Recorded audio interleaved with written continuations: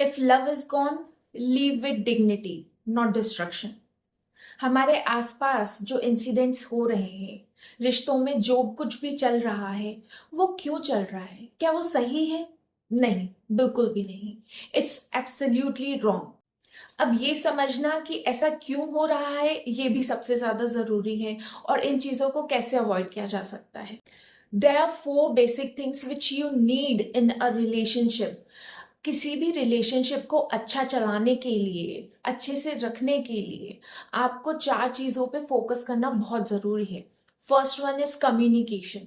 Communicate करो अपनी feelings को। आप जो भी कहना चाहते हो कह दो। डोंट अज्यूम कि सामने वाला खुद ही समझ जाएगा आप जो बोलना चाहते हो।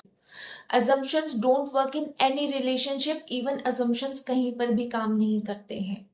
Just make sure you are communicating to the other person. आपको क्या दुख है, क्या दर्द है, क्या तकलीफ है, सब बताओ सामने वाले को। Talk before the silence turns into distance. दूरियां इसी वजह से आती हैं रिश्तों में। Second is respect. हो सकता है रिश्ते में कई बार प्यार खत्म हो जाता है, पर रेस्पेक्ट कभी खत्म नहीं होनी चाहिए। कई बार ऐसा मोड़ आएगा जहां आपको लगेगा कि अब चीजें ठीक नहीं है रिलेशंस में, बट रेस्पेक्ट आपको हमेशा मेंटेन करनी है।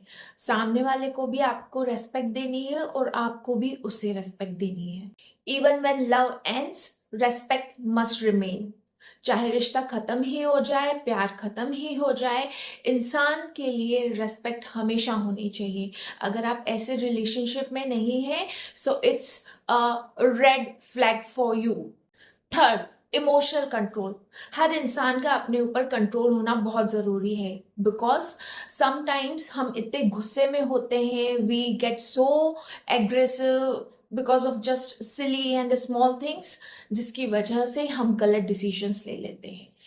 सो मेक श्योर कि आपका अपने ऊपर इमोशनल कंट्रोल बहुत अच्छा हो, जिससे कोई भी नेगेटिव सिचुएशन हो, कोई भी बुरे से बुरी हालत हो, स्थिति हो आपकी, फिर भी आप अपने आप को कंट्रोल कर पाओ। A moment of anger can create a life time of regret. Regrets करने से अच्छा है आज अपने इमोशंस पे कंट्रोल करना सीख लें। Fourth point, acceptance and healthy exit. Her relationship जरूरी नहीं है कि अंत तक ही चले, इसीलिए इस बात को स्वीकार करो और हेल्दी एग्जिट दो, सामने वाले को भी और खुद भी लो। हर रिलेशनशिप की एंडिंग को डिग्निटी के साथ फेस करो। एंड इसके अलावा सबसे बड़ी गलती जो पेरेंट्स की तरफ से दिखती है वो यही है कि वो बच्चे की बात सुनते नहीं हैं, सुनते हैं तो उसे समझते नहीं है एंड फोर्सफुली अपने डिसीजंस उनके ऊपर थोप देते हैं, विच इज़ वेरी रॉन्ग। यहाँ पर पेरेंट्स की भी गलती होती है। पेरेंट्स को ये समझना ज़रूरी है कि वो अपने बच्चों को डिसीजंस लेने दें और उन्हें जिम्मेदारी दें कि वो लाइफ में जो भी करेंगे वो उनकी सोल रिस्पॉन्सिबिलिटी होगी, न कि उनके पेरेंट्स की। पेरेंट्स अपने बच्चों को सपोर्ट करें, it's very good, I am not denying that. लेकिन कहीं ना कहीं वो सपोर्ट जब आप पुश करने लगते हो बच्चे को कि just do this, just do that, तब गलत हो जाता है।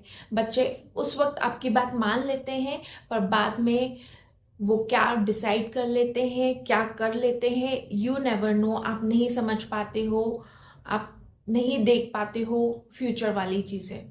A very strong message for parents, अपने बच्चों को देने हैं तो संस्कार दीजिए, उन्हें सही गलत में फ़र्क सिखाइए, न कि समाज में उठने बैठने के लिए, समाज में रहने के लिए आप अपने डिसीजंस उन पर थोपें और उन्हें कहें कि आप रिश्ता बनाइए तो किसी ऐसी जगह बनाइए जहाँ पर हम वैल्यू कर पाएँ, वैल्यू दे पाएँ, वैल्यू ले पाएँ।